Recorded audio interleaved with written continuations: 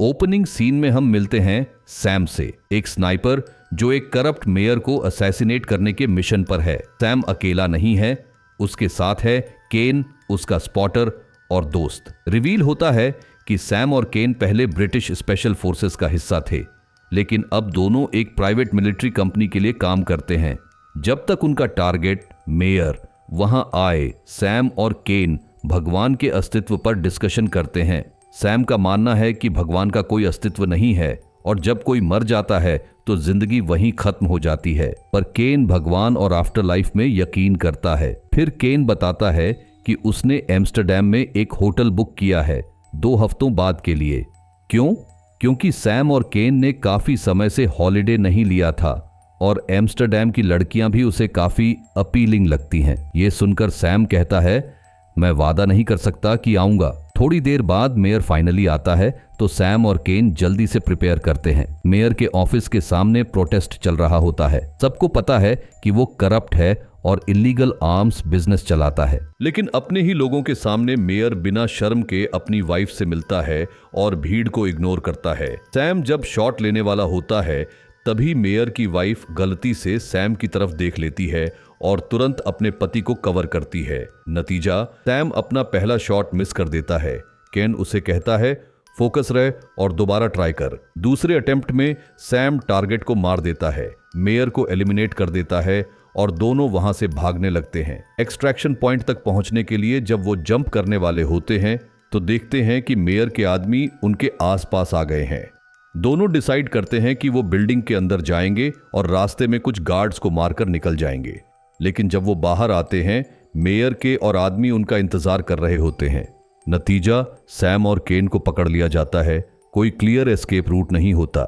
इसी दौरान पुलिस और FBI भी साइट पर पहुंच रही होती है, पर अरेस्ट होने से थोड़ी देर पहले सैम और केन अचानक मेयर के लोगों को ओवरपावर करके मार देते हैं। बचे हुए गार्ड्स को एलिमिनेट करके वो वेस्ट की तरफ भाग जाते हैं और एक गैरेज ट्रक में चढ़ जाते हैं। पुलिस और FBI पीछे पहुंचते हैं, लेकिन सैम और केन का कोई पता नहीं। कुछ समय बाद सैम और केन एक प्लेन में यूके वापस जा रहे होते हैं। केन सैम के अनईज एक्सप्रेशन को नोटिस करता है और पूछता है, तू ठीक है? सैम मानता है कि वो डिस्टर्ब हो गया है क्योंकि उसने पहले गलती से मेयर की वाइफ पर शॉट चला दिया था। केन उसे रीएश्योर करता है, छोड़ दे, मेयर और उसकी वाइफ दोनों ही बुराई के लायक थे। थोड़ी देर बाद सैम को एक कॉल आता है उनकी बॉस तामारा का। तामारा पूछती है कि सैम और केन ठीक हैं या नहीं। सैम कहता है सब परफेक्ट था, लेकिन तामारा सैम की आवाज में टेंशन नोटिस करती है और ऑफर करती है कि एक साइकोलॉजिस्ट भेज देती है। सैम मना कर देता है, मैं ठीक हूं, टेंशन मत लो। कुछ घंटों बाद सैम और केन यूके लैंड करते हैं। केन याद दिलाता है कि 2 हफ्ते बाद उनका एम्स्टर्डम वेकेशन है, होटल पहले से बुक है। सैम अभी तक डिसाइड नहीं करता कि वो जाएगा या नहीं। फिर दोनों अलग अलग कार्स में घर चले जाते हैं। अगले कुछ दिन सैम को फॉरेस्ट में जॉगिंग करते हुए दिखाया जाता है, जहां उसका घर भी होता है। वो अपना टाइम काफी सिंपल कामों में लगाता है, लकड़ी काटना, वेपन क्लीन करना वगैरह। वेपन क्लीन करते वक्त सैम को तामारा का फोन आता है, लेकिन वो काफी टाइम से उसके कॉल्स को अवॉइड कर रहा था। तामारा बार बार कॉल करती है।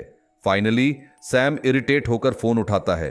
तामारा चाहती है कि वो नीदरलैंड्स, प्रेफरेबली एम्स्टर्डम आए। ये बात सुनते ही सैम को केन याद आ जाता है, जो अभी एम्स्टर्डम में हॉलिडे पर है। सैम वहां चला जाता है।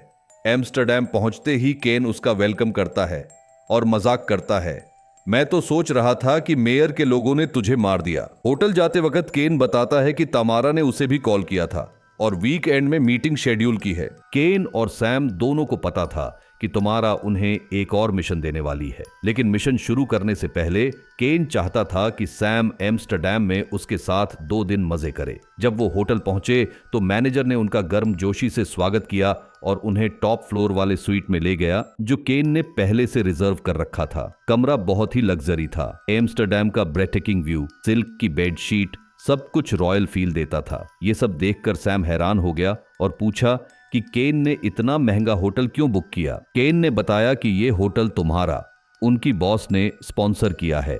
होटल मैनेजर जब पर्दे खोलने लगा तो सैम ने रिक्वेस्ट की कि उन्हें बंद ही रहने दिया जाए। मैनेजर ने कहा कि सनसेट व्यू काफी खूबसूरत होगा, लेकिन सैम इस पर अड्डा रहा कि पर्दे बंद ही रहें, क्योंकि उसे डर था कि कहीं मेयर का गैंग अब भी उनका पीछा न कर रहा हो। मैनेजर के जाने के बाद सैम ने केन को बताया कि वो तुम्हारा के फ्यूचर मिशंस में काम नहीं करेगा, वो रिटायर होने का फैसला कर चुका है। केन थोड़ा निराश होता है क्योंकि उसके लिए सैम एक परफेक्ट पार्टनर था। वो सैम से अनुरोध करता है कि वो अपना निर्णय दोबारा सोचे, लेकिन सैम समझाता है कि मेयर की पत्नी की मौत उसके लिए गिल्ट का कारण बनी हुई है। सैम का मानना था कि केन बिना उसके भी एक सफल स्नाइपर या स्पॉटर बन सकता है।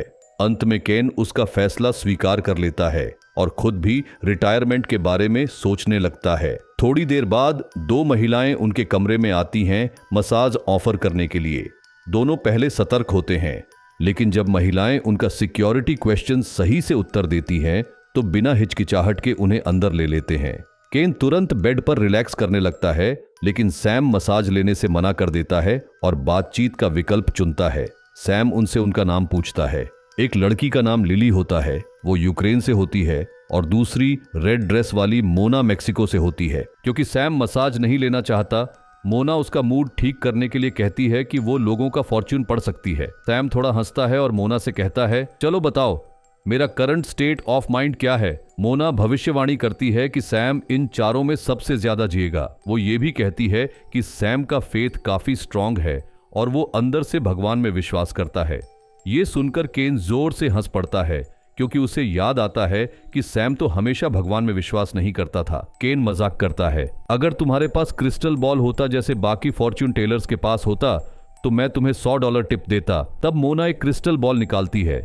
केन और सैम हैरान रह जाते हैं, लेकिन मोना मान लेती है कि वो नकली है, सिर्फ एक प्रॉप है। थोड़ी देर बाद होटल मैनेजर एक वेट्रेस के साथ उनका डिनर लेकर आता है।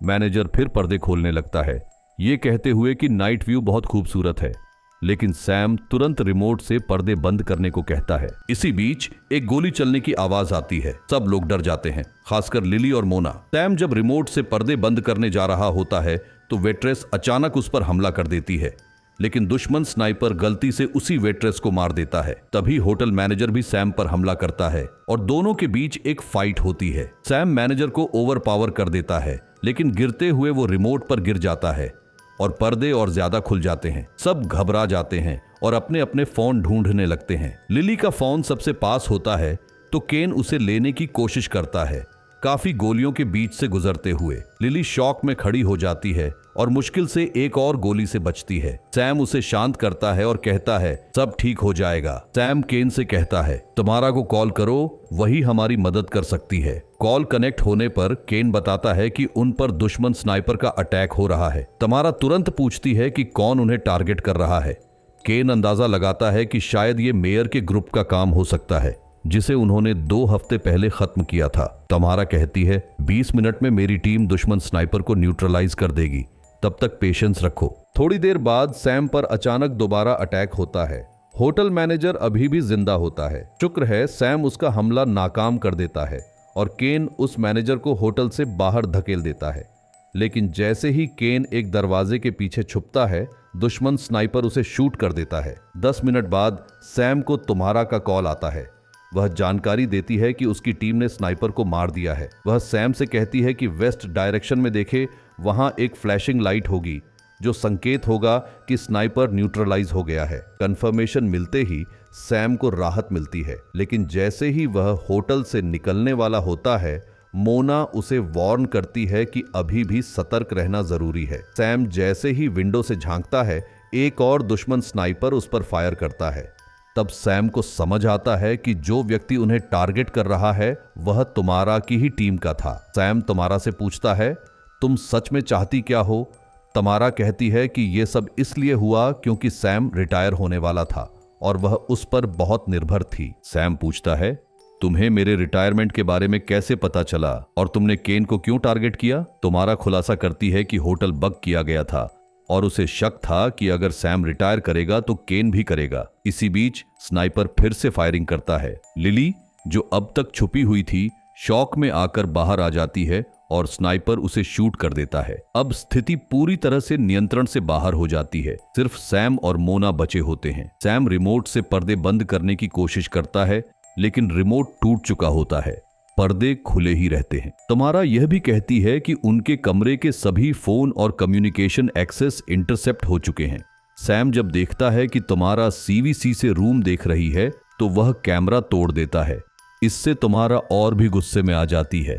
वह कहती है, तुम कभी भाग नहीं सकते क्योंकि दरवाजा भी मेरे सिस्टम से कंट्रोल होता है। समय बीतता है और सैम तुम्हारा के आदमियों के कदमों की आवाज सुनता है। कोई विकल्प न होने पर सैम मोना को छुपने को कहता है और खुद टेबल के नीचे से अपने हथियार तक छलांग लगाता है। सैम टेबल के नीचे से एक स्पॉटर को शूट करता है, लेकिन अब तुम्हारा के बचे हुए सैनिक उस पर भारी गोलीबारी करते हैं। उनमें से एक मोना को पकड़ लेता है और उसे होस्टेज बना लेता है। सैम को मजबूर किया जाता है कि वह सरेंडर करे। सैम जब अपने हथियार तक पहुंचने की कोशिश करता है, मोना पूछती है, अब भी कोई उम्मीद है क्या?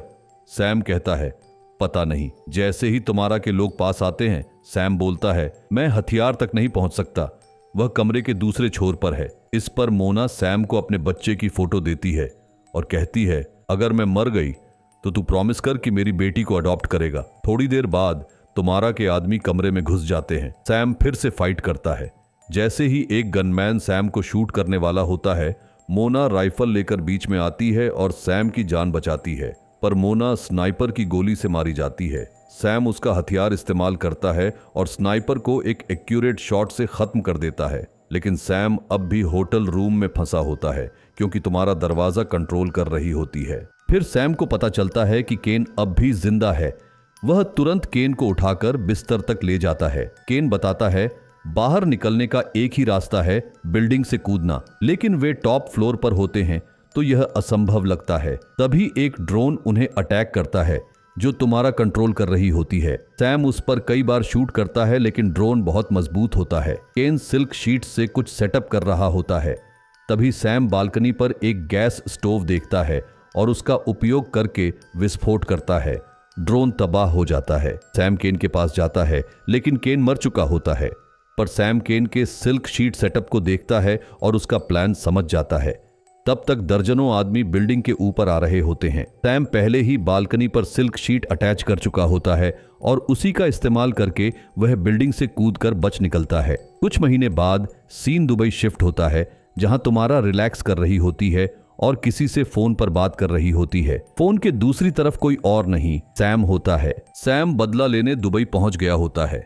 तुम्हारा कहती है, तुम मुझे कभी नहीं ढूंढ सकते, मैं अपने देश से बाहर आ चुकी हूं। सैम कहता है, मुझे पहले से पता है कि तुम दुबई में हो। यह सुनकर तुम्हारा हैरान हो जाती है और एयरपोर्ट से भागती है, अभी भी सैम से फोन पर बात करते हुए। जैसे ही तुम्हारा रेस्टरूम के पास पहुंचती है, एक छोटी लड़की रेस्टरूम का साइन बदल देती है। तुम्हारा फोन काट देती है, मानकर कि सैम उसे नहीं ढूंढ पाएगा। वह अपने गार्ड्स को अलर्ट रहने को कहती है और खुद रेस्टरूम यूज करने चली जाती है। थोड़ी देर बाद एक सफाई कर्मचारी रेस्टरूम में दाखिल होता है और वह सैम होता है। एक गोली चलने की आवाज आती है। गार्ड्स रेस्टरूम में दौड़ते हैं और भी गोलियां चलती हैं। जब सब धूल बैठती है, सैम रेस्टरूम से बाहर निकलता है, हाथ में मोना की बेटी का हाथ पकड़े हुए। वह अब सैम के साथ सुरक्षित होती है। देखने के लिए धन्यवाद। अगर आप नए हैं तो सब्सक्राइब करना न भूलें।